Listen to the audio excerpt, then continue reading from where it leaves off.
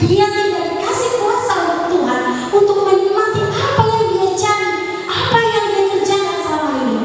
Jadi selama kita masih hidup Bapak Ibu, dicari tapi dinikmati juga.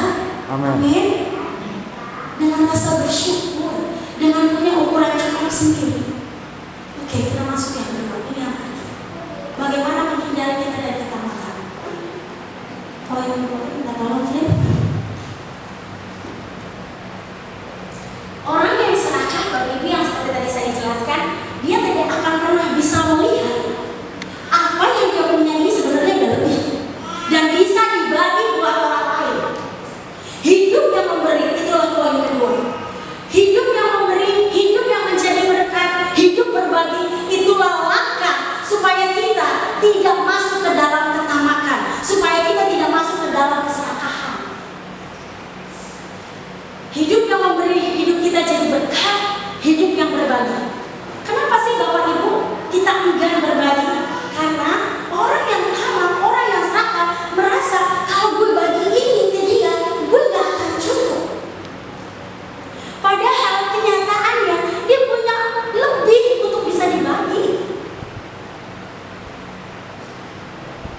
Boleh buka Amsal 11 ayat 25.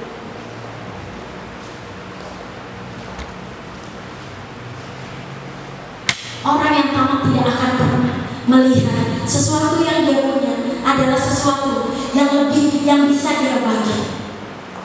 1, 2, 3. Siapa banyak memberi berkat, diberi kelimpahan. Siapa yang memberi minum, dia sendiri akan diberi minum. Siapa banyak memberi berkat, diberi kelimpahan. Siapa memberi minum, ia sendiri akan diminum. Ia sendiri akan diberi minum.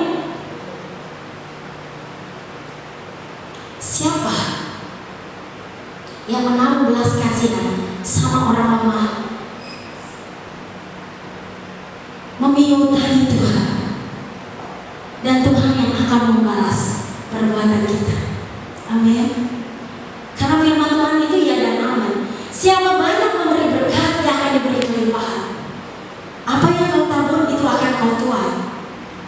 Kalau kita memberikan hidup ini menjadi berkat Bapak Ibu, itu otomatis akan menjadikan hidup kita gak serakah.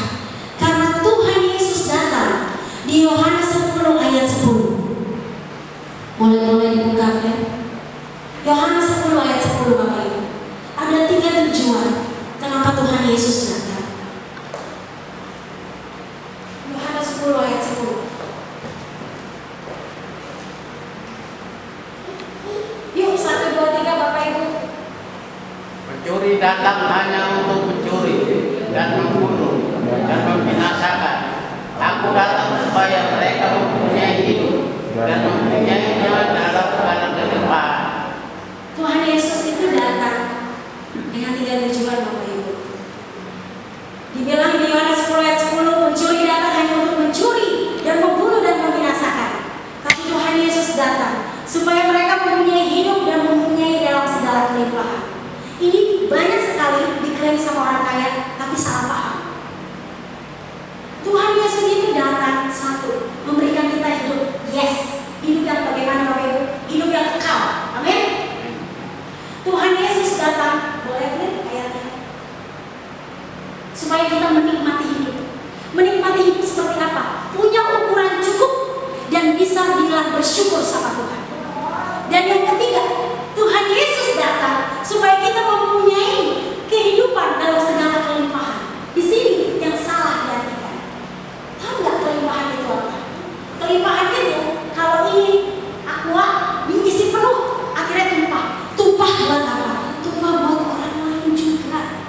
Jangan memperkaya diri sendiri Bapak Ibu, tapi biarlah hidup kita menjadi hidup yang berbagi, menjadi hidup menjadi saluran berkat. Karena siapa banyak memberi, diberi kelimpahan sama Tuhan.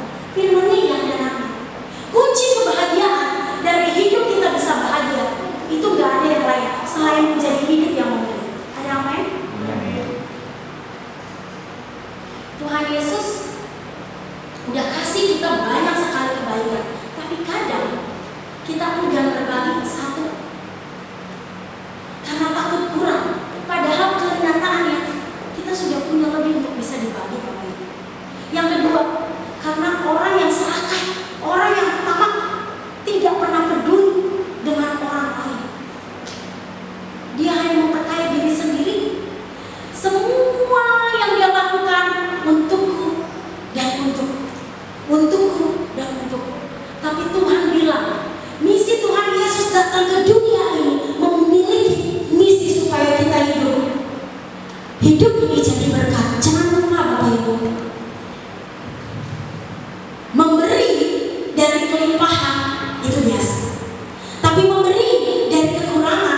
Itu luar biasa.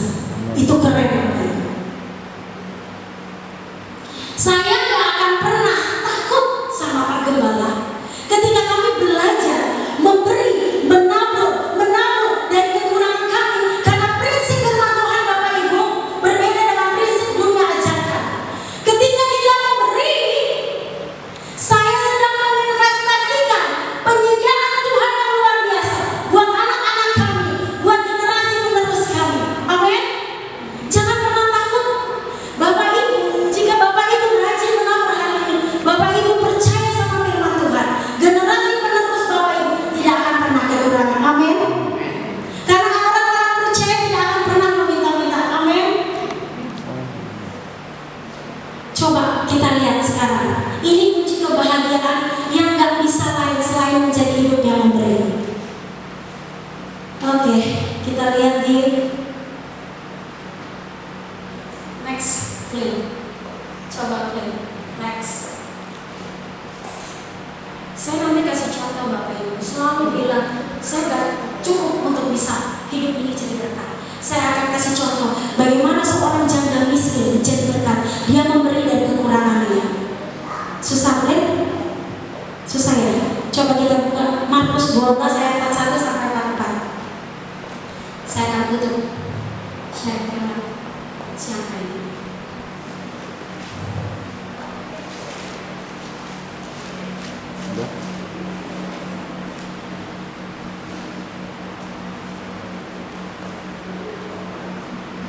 Tidak bisa, Bapak Ibu?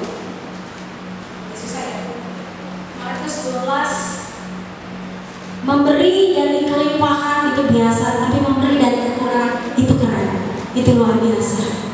Oke, sama-sama yuk baca Bapak Ibu. 1, 2, 3. Pada suatu kali Yesus duduk menghadapi peti persembahan dan memperhatikan bagaimana orang banyak memasukkan uang ke dalam peti itu. Banyak orang kaya memberi jumlah yang besar.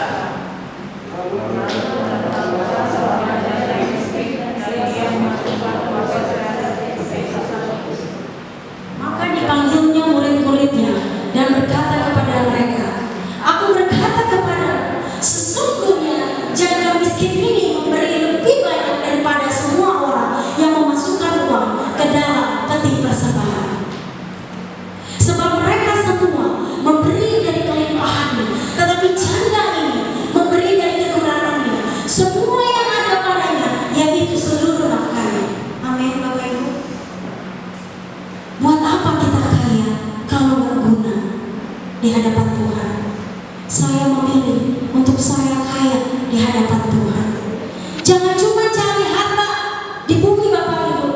Lengan dan karat akan merusakkan, tapi carilah harta di surga. Karena apa yang kita bawa nanti ketika kita pulang, ketaatan kita, kesetiaan kita melakukan firman Tuhan. Firman-Nya berkata, bukan orang yang berseru-seru kepadaku yang akan masuk kerajaan surga, tapi mereka yang melakukan kehendak di dalam hidupnya. Amin. Selamat berjuang Bapak Ibu, selamat menabur, selamat memberikan hidup yang berguna, selamat memberikan hidup yang memberi manfaat. Selagi masih diberi kesempatan, mari hidup berguna. Selagi masih diberi kesempatan, mari hidup kita jadi berkat. Amin. Kasih kemuliaan yang luar biasa bagi Tuhan Yesus.